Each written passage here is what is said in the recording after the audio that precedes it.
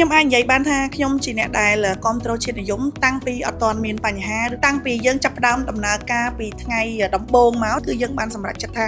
យើងនឹងប្រើនៅផលិតផលក្នុងស្រុកជាពិសេសប្រភេទជ្រូកហ្នឹងគឺជ្រូកខ្មែរយើងសុទ្ធទោះបីជាយើងអាចមានជម្រើសផ្សេងដែលវាអាចចំណេញច្រើនជាងក៏ប៉ុន្តែយើងអត់បានជ្រើសរើសទេយើងសុខចិត្តថាធ្វើម៉េចក៏ដោយយើងចង់គ្រប់គ្រងនៅអ្វីដែលជាផលិតផលក្នុងស្រុក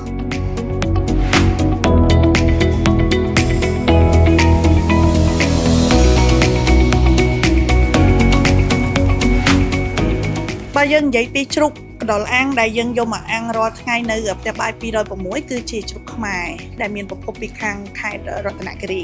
ហ្នឹងគឺប្រភពដែលយើងហ៊ានធានាជូនអតិថិជនថាមិនមែនជាជ្រូកនាំចូលឬក៏ជ្រូកបកកដែលមកពីប្រទេសជិតខាងនោះទេដោយឡែកពាក់ព័ន្ធទៅនឹងគ្រឿងផ្សំឬក៏គ្រឿងផ្សេងដែលយើងប្រើប្រាស់ព្រោះថានៅហាងផ្ទះបាយ206ក្រៅពីជ្រូកកណ្ដុរក៏យើងមានលក់ប្រភេទជាគ្រឿងក្លែមហើយនិងម្ហូបតាមតំបន់ដែលយើងយកចេញពីតំបន់នីមួយៗឬក៏បដាខេត្តនីមួយៗអញ្ចឹងណាអញ្ចឹងគ្រឿងផ្សំកាលពីមុនក៏មានដែរផលិតផលដែលយើងប្រើប្រាស់នៅរបស់ប្រទេសជិតខាងក៏ប៉ុន្តែមកដល់ពេលបច្ចុប្បន្ននេះគឺយើងបានផ្លាស់ប្ដូរច្រើនបានថាស្ទើរតែទាំងអស់ហេតុអីបានស្ទើរតែទាំងអស់ហើយអត់ទាន់ទាំងអស់ដោយសារតែនៅមានផលិតផលមួយចំនួនយើងកំពុងតែស្វែងរកដើម្បីផ្លាស់ប្ដូរយកមកជំនួសដូចគ្នាដែរប៉ុន្តែមកដល់ពេលនេះអាចនិយាយបានថាស្ទើរតែទាំងអស់នៃផលិតផលឬក៏គ្រឿងផ្សំនៅក្នុងផ្ទះបាយ206គឺសុទ្ធសឹងតែជាផលិតផលខ្មែរចា៎ខ្ញុំអាចនិយាយបានថាខ្ញុំជាអ្នកដែលគ្រប់គ្រងជាតិនិយមតាំងពីអត់ទាន់មានបញ្ហាឬក៏ថាអាចនិយាយបានថាមិនមែនទៅតែឥឡូវនេះទេហេតុអីបានខ្ញុំអាចនិយាយបានអញ្ចឹងព្រោះដោយសារហាងរបស់យើងនៅពេលដែលយើងបើកយើងជ្រើសរើសនៅផលិតផលក្នុងស្រុកមួយនោះគឺជ្រូកកណ្ដុរអាំងដែលជាវត្ថុធាតុដើមដ៏សំខាន់បំផុតនៅក្នុងហាងរបស់យើង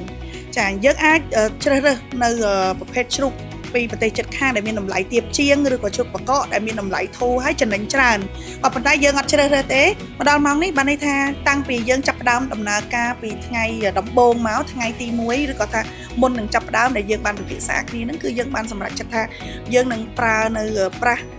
ផលិតផលក្នុងស្រុកជាពិសេសប្រភេទជ្រូកនេះគឺជ្រូកខ្មែរយើងសុទ្ធជ្រូកនៅក្នុងមូលដ្ឋានជាពិសេសនៅខាងស្រុកអូជុងខេត្តរតនគិរីទោះបីជាយើងអាចមានជម្រើសផ្សេងដែលវាអាចចំណេញច្រើនជាងក៏ប៉ុន្តែយើងអត់បាន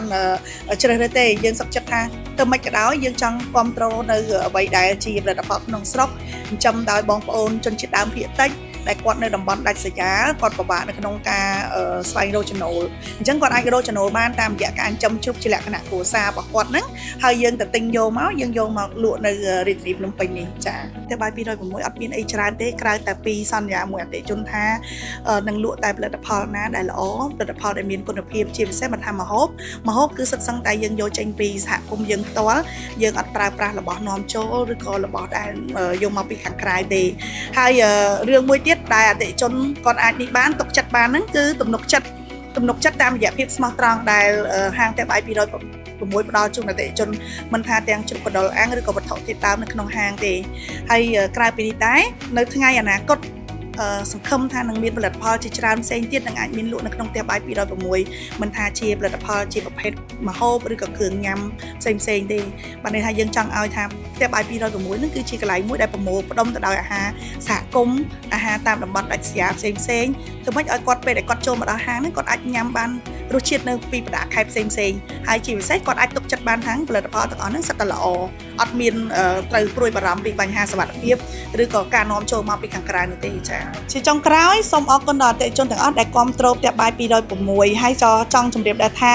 គ្រប់គ្រងផ្ទះបាយ206ដូចជាគ្រប់គ្រងផលិតផលក្នុងស្រុកជាពិសេសគឺការចិញ្ចឹមជ្រូកនៅក្នុងស្រុកជៀសវាងផលិតផលនាំចូលដូចជាប្រភេទជ្រូកបកកឬក៏ជ្រូកនៅប្រទេសជិតខាង